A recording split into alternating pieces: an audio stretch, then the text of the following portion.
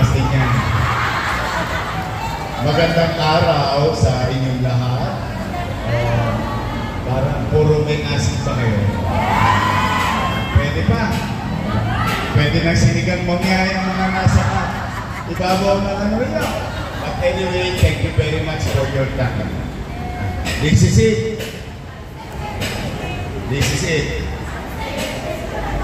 66 days na lang. Oh. May awa ng Diyos. Ngayon, itong mga nandito sa court na ito, itong basketball court na ito, ito ang kumakatawan ng lakas ng kababaihan bawat sulok ng ika-anim na distrito ng lungsod ng Maynila. So, just imagine, you are now being empowered to be a leader in your community. Yung responsibilidad na nakaatang sa inyong balikan. So, bakit kayo ang mga napili? One, battle tested na kayo. Ang dami nyo ng laban pinagdaanan. Tama ba? Marami na kayo na ngiting nakita sa kumarin ninyo. Marami rin kayo nakitang ismit sa ibang tao. Sanay na kayo sa gera. Kaya, ito darating na Mayo, hindi na bago sa inyo. Tama ba rin? Yung nagawa nyo dati, kaya nyong gawin muli. Tama? Kaya kayo, ito naman, ang kalupinin ko. Sa akin lang, huwag kayong makikipag-away.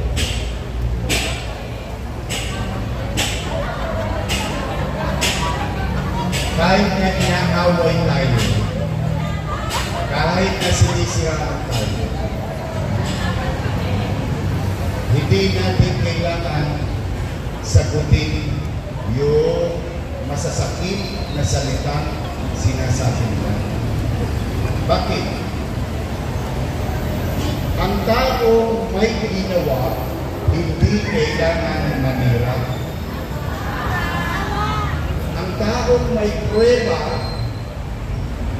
nung siya'y nabigyan ng pagkakataon makapagpinto, hindi dapat kinakabahan.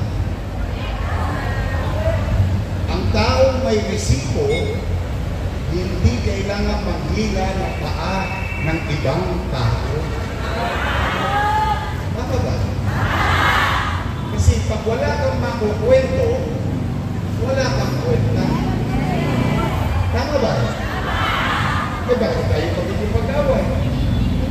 Hindi natin kailangan. Ang kailangan lang natin, maipaalala sa ating pamilya, kamag-anak, kapitbahay, kabarangay, ang mga bagay na naganap sa panahon ng paglilingkod ng inyong kandidato na kanyang tinupad na trabaho.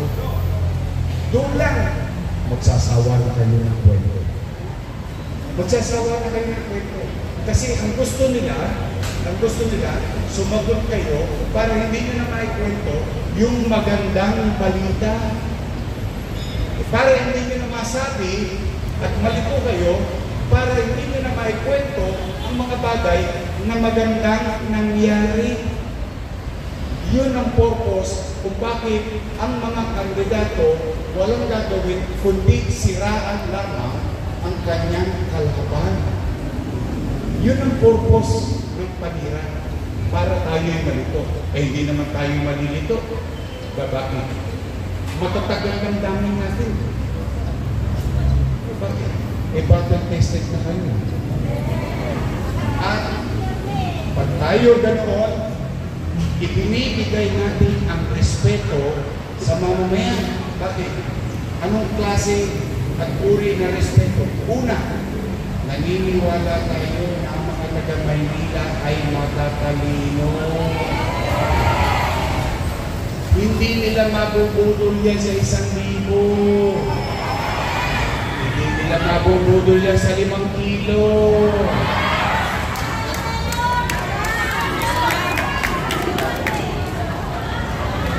Hindi nila mabubudol sa dilag-dilata. Hindi nila mabubudol sa salita. So pag ipinaramdam natin ang kababaang loob, ibig sabihin, we stay humble. At pag yan ay pinaramdam natin sa ating kumare, sa kumpare, sa mga kaibigan na kakilanat na klase, nakikita nila na ang tanang gayong ninyo kung bakit ninyo itinatabuyo ang isang kandidato kasi itong kandidato namin ay naglingkod ng tapat, naglingkod ng ayos, at nasandalan namin ng panahon ng kadiliman ng buhay namin sa loob ng pandemya. Kaya matanong natin sa sarili, nasaan kayo noong kailangan namin kayo noong ngayon, nagbibigla ang kilos, nagbibigla ang sulpot o sulpot. Tama mali? Kaya huwag kayong kabahan. Pati naiintindihan yan ng taong bayan.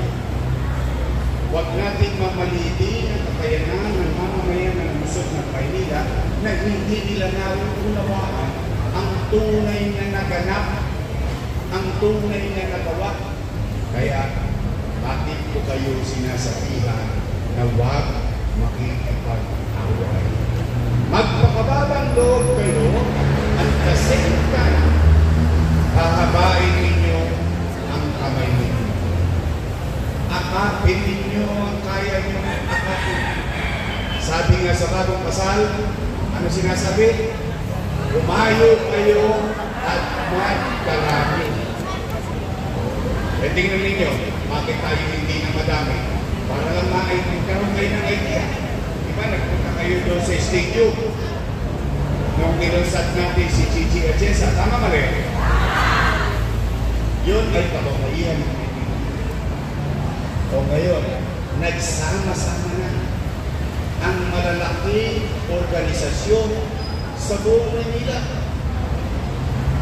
Kababaihan ng Maynila. Kabaka, kaagapan. Napakarami nyo. Napakarami nyo. Sapat nga upang umandar ang kampanya sa takdang Manila. Kaya hindi kayo nag-iisa.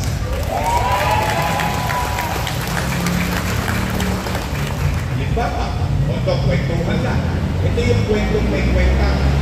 Kwentuhan lang, for example, taas ang kamay dito ng may ako na nag-aaral sa public school. Anak. Ayan. Nag-aaral sa public school. Yung pandemya. Totoo ba na itawid natin ang pag-aaral ng inyong apo, ng inyong anak noong kasagsagan ng pandemya? 110,000 tablets.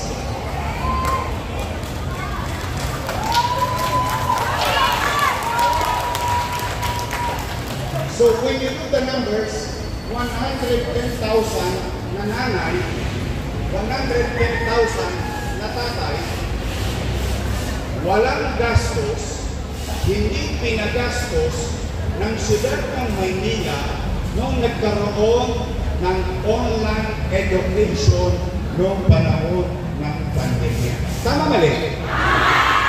At libre pa internet. Walang tosgas ang nanay at bata. Tama? Teacher. 10,300 teachers. 11,000 laptop para sa mga guro at may internet.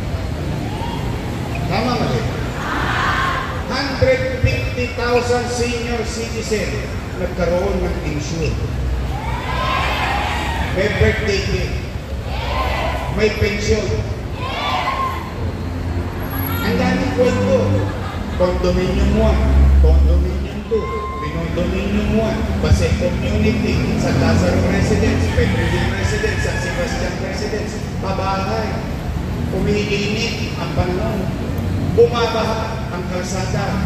Yung dating squatter, yung dating naka-apartment ngayon, nakaganyan sa bintana. Kamusta kayo yan? Tama ba? Tumaas ang angkas ng panahon. Baseco Hospital. Hospital ng Maynila. Magsaysay High School, Albert Elementary School, Manila Science High School, Almario Elementary School. Nung araw ang klase